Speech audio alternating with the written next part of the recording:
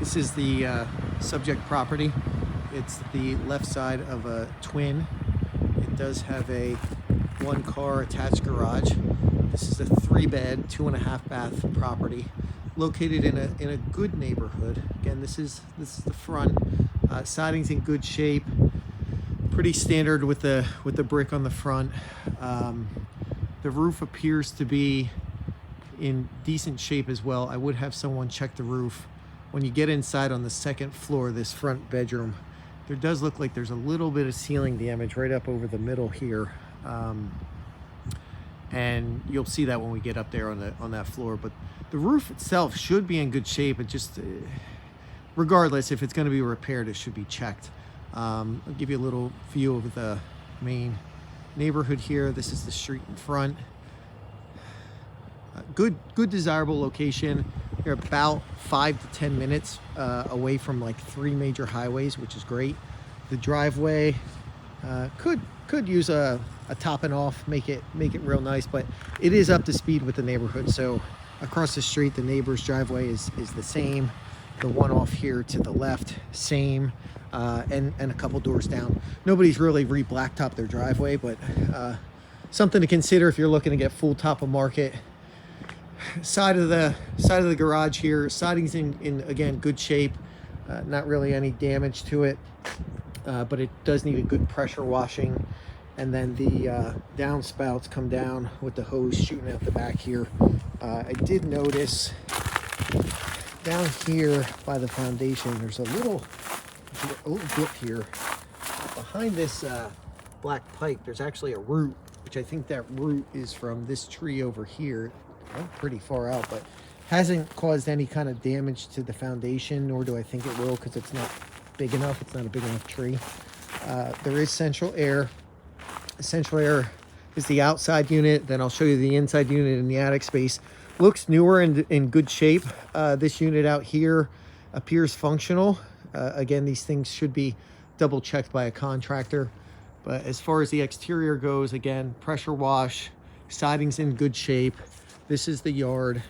Yard could be fenced in. It does back up to what appears to be just like government state-run land, because there's nothing back here. There may be some old train tracks or something down there, but by no means do I think any of that's able to be developed. On the other side there's a house. You see way through there, there's a little house there. I don't think there's any concern this is ever going to get developed, but this is the back of the property. As you can see, all the neighbors tend to have decks. The only one that doesn't is ours. So that is definitely a deterrent, and a deck should be considered key to get put on here. So when the neighbor actually has a garage underneath, we actually have ours in the front, which I think does add some value because it's just more convenient. But we do have a walkout basement, which does allow this basement to potentially be finished down the road for whoever buys it. And there's also a window big enough for egress, so that definitely adds some value here. So this is the interior. This is the living room. You walk into the living room, and then you have this takes you upstairs. So here, this is a very standard build house for this time frame. Pretty clean drywall, which is it's a good house to rehab if you want to rehab as the bank, but also even getting rid of this.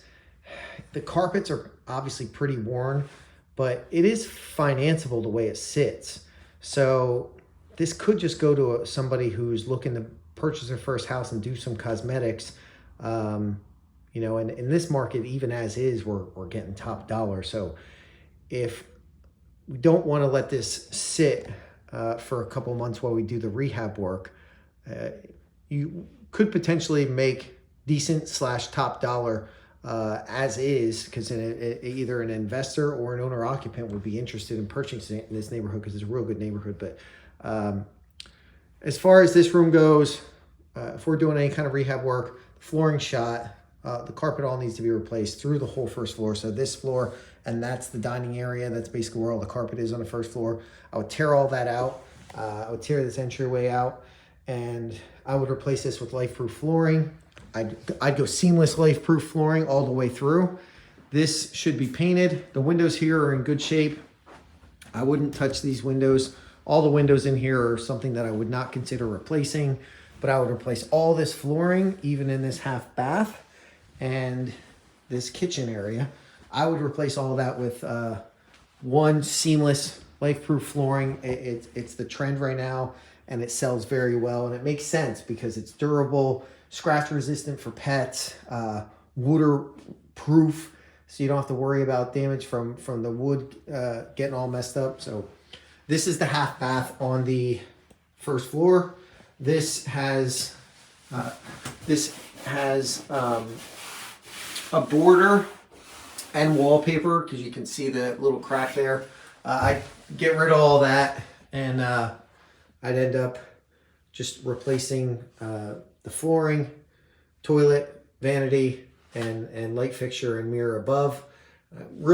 Probably real cheap to get this done. I'd say you get this done for a couple $1,000. So that's the first floor half bath. And dining room, these bifold door, or I'm sorry, this slider glass door needs to be replaced. Again, like we discussed outside, there is no deck here. So we not only have a safety hazard, but we have an obsolescence here. So this should definitely be replaced. This door's old. It's all fogged up, as you can see there. I'd be replacing this door, and I would be putting a second floor deck out here, which is gonna totally add value. It's gonna bring it up to par with the neighborhood, and it would definitely add value when you go to sell it. As far as the kitchen goes, standard kitchen, cabinets are in good shape, even under the sink. As you can see, these cabinets are in pretty good condition. Even the appliances are functional underneath the sink. A lot of times this is really messed up, but this is pretty clean. They kept this house, you know, and it was lived in pretty hard, but as far as the majority of the house, it's pretty clean. So consider tearing out this flooring, as I said, replacing just the countertops with a granite, painting these cabinets, changing the handles. That could give it a good look. But if you're going, you know, trying to get top of market for this property, this kitchen has to come out. And I would definitely be changing the appliances to stainless steel regardless of what I did. But a good upgrade here, if you didn't want to replace the cabinets, is I would paint the cabinets, change the countertops, change the appliances, maybe change the faucet. It's a decent faucet. It is a removable faucet, so that's decent. But you may want to consider just having more of a you know, nice hooked faucet. You can get those pretty cheap. And this here is a closet here, or pantry. It's pretty big, pretty big space to store all your canned goods and stuff like that for the kitchen. This takes us out to the garage. The garage, I'd tear out all this shelving. The floor is definitely pretty dirty.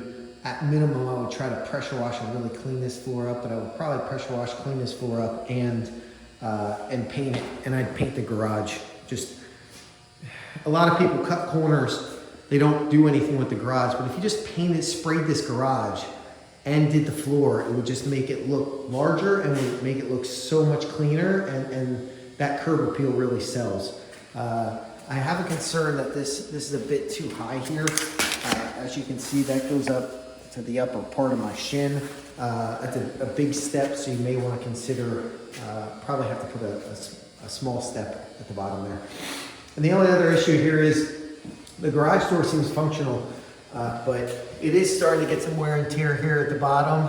It's pretty normal, but would consider, you know, maybe replacing this door. Again, if you're going top of market, that's something to really consider. So we're gonna go down into the basement. So here's the basement, water heater, electric water heater, functional, looks to be in good shape. There is a timer there set up. This is for water meter and washer dryer setup is all right here. Here's a view of the entire basement. You could finish this basement as an owner occupant. There is a walkout there. These windows are big enough for people to get out of, so they do have the egress there. So this could be a good extra space here for somebody. And the electric panel's in pretty good condition. It is a 200 amp service, which is great. It's all labeled appropriately. So pretty clean property for the most part. The only issue, as you'll see when we get to it, there's a little bit of storage underneath the stairs there, is really going to be only the master bath. And this is, again, a 3-bed, 2.5 bath. There's a master main bath on the second floor, as well as a half bath on the first. Okay, so this is the second floor of the property. This is bedroom 1. Bedroom 1, you have, as we said, downstairs, electric baseboard heaters. Here's the control. Very standard for probably all 3 of these bedrooms. Paint, prep the walls first, get these things off the walls wherever they exist, nail pops, and get the walls prepped. There's not a lot of prep work here. Get rid of the borders, replace the flooring, and potentially replace these bifold doors or paint them. And then this is the hallway. We can take a look at bedroom 2. There's a linen closet here. Bedroom 2, same thing. Paint, prep those walls, take down these little things that are on the walls, and the bifold doors to the closets, either repair or replace. And double check these electric baseboard heaters, make sure that they're functional, and if they're not functional, replace as needed. And then we'll get into the second floor full bath. If we're just doing some updates here, I'd leave the floor, I'd leave the tub and surround, leave the toilet, maybe change out the vanity, get rid of this big thing because it's kind of big for these smaller bathrooms, and I changed the light fixture and mirror here, and change the light fixture up there. But I would just, to do an update, if you want to do a full replacement, then you can go higher end tile, with around the surround. Just get a real nice bathroom going on in here. And this is the main master bedroom. This wall here and the ceiling here is showing potential issues that there's water penetration going on there. Now this could just be stained from the prior owner, because this room was really messed up. I'm going to show you the master bathroom here, which is bad, but it does look like there's some issues, and we'll go through the roof. We'll go up into the attic space, and it does look like there potentially could be some issues on this outside. So the roof should be checked, but none of that looks active. So it hasn't gotten any worse since we got the property. But same thing here, change the flooring. These bifold doors, change those out or paint them. And, any kind of wall prep or anything like that should be addressed.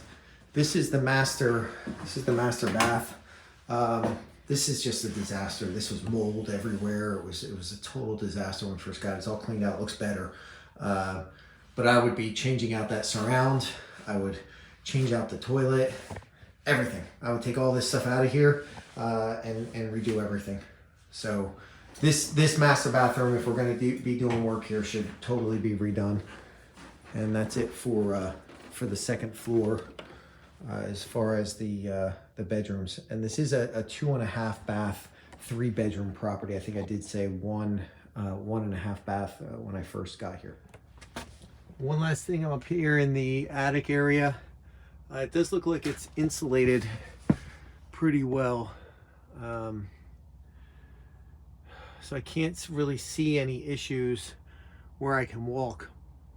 If there's any issues with this roof, it actually looks like it's in pretty good shape. This is the air unit.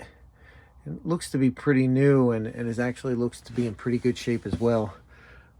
So, and then you got the back area there. There's cinder block between the houses. So this actually seems to be in pretty good shape up here.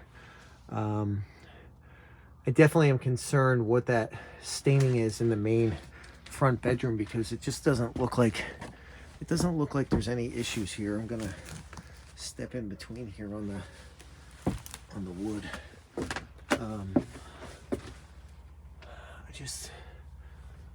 I don't really see any problems with the roof over here. I know it's hard for you guys to see, but up front there, that wood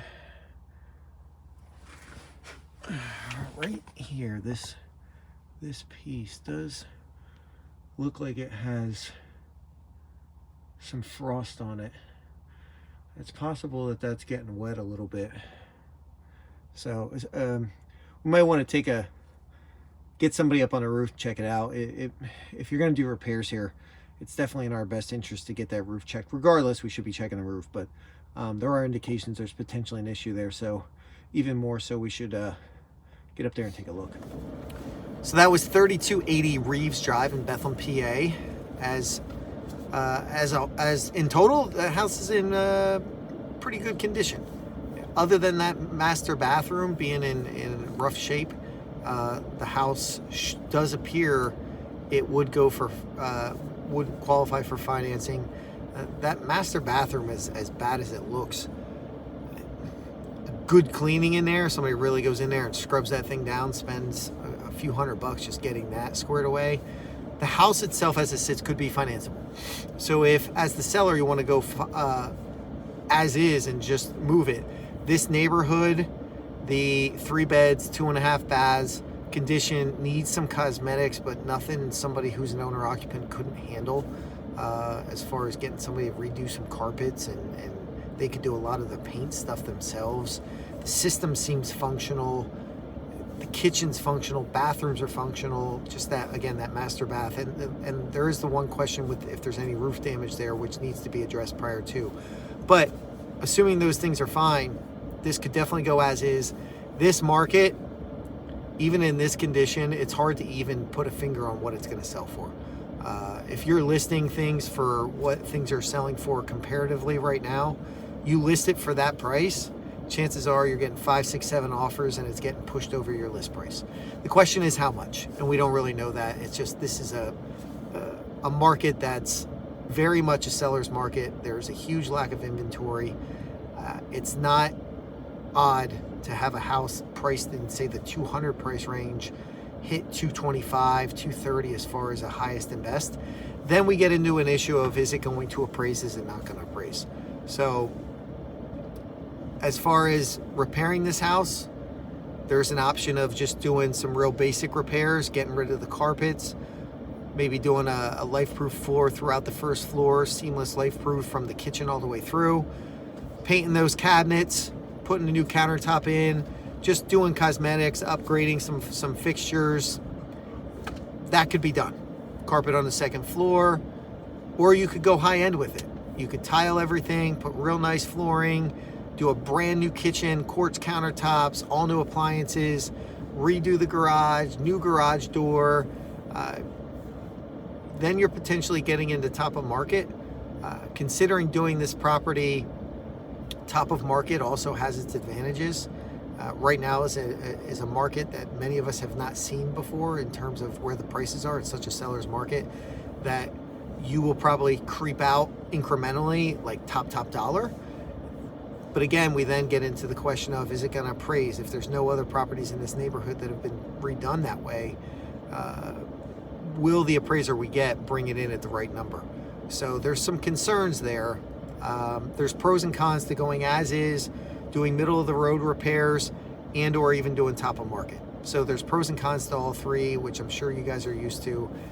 In this kind of market, being that it's the dead of winter, it may be the right time to get this thing rehabbed, either middle of the road or with some upgrades, and have it done in the next 60 to 90 days. And putting it on the market in the spring may work out from a timing perspective real well. So that's where we're at. Those are my suggestions. If you need anything further, please don't hesitate to reach out. This is Dale Kessler, Realty 365. Appreciate the business and looking forward to seeing what you guys want to do with this.